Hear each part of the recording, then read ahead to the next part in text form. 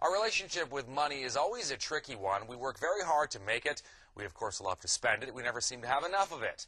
There's a new book out there that explores our affair with money, so to speak. I Love Money is very user-friendly and easy read by David Campbell Lester, a Toronto-based investor of sorts, decided to offer up his advice about our relationship with money. David joins us now in studio. First question, why did you decide to write this book? Absolutely.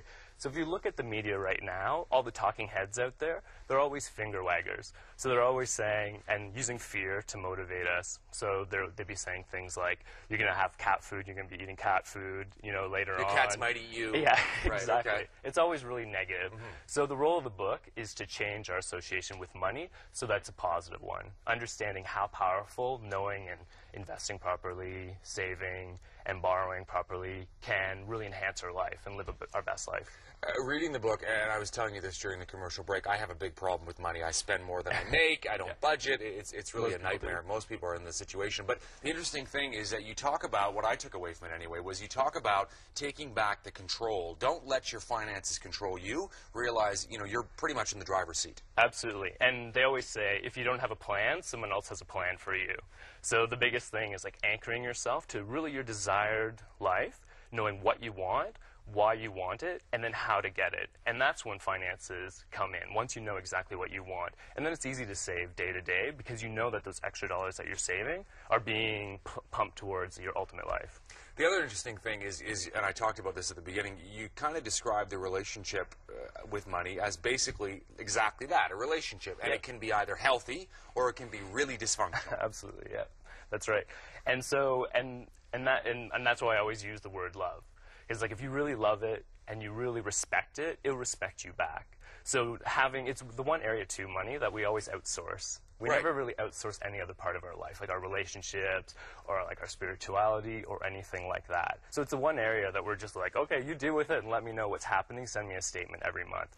So the book is all about getting right in there, knowing how much you spend, how much your net worth is, and also where you want to go so that you know what steps you have to take to get to that final goal. And the other thing is simply, you know, and my dad is a great example. My dad is wealthy, but he's also very frugal.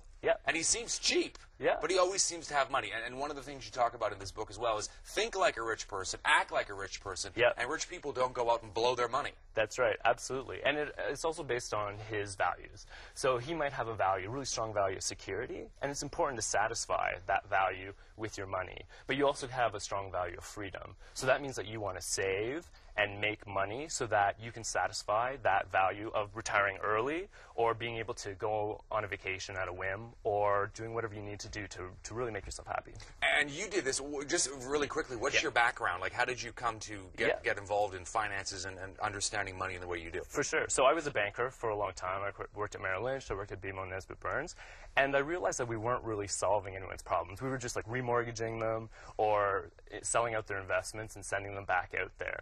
And then when I went to Vancouver and I became a professional coach, and that's where I realized that money problems aren't money problems, they're people problems. And you have to, even before you even look at the numbers, you have to figure out what they want in life, why they're spending the way that they do, and then resolve that by anchoring them to their desired future. And then after that, you can align the money and work properly to support that preferred future. Okay, if people are interested in the book, there's a website. Yeah, that's right.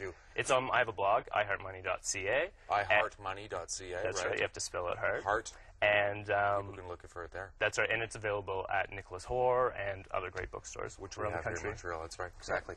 David, I want to thank you very much. Thank you very much for coming in for Toronto for this. No problem. Appreciate it. We're going to take another look at the forecast now, Lise. Turning out to be a very nice afternoon, a lot more comfortable.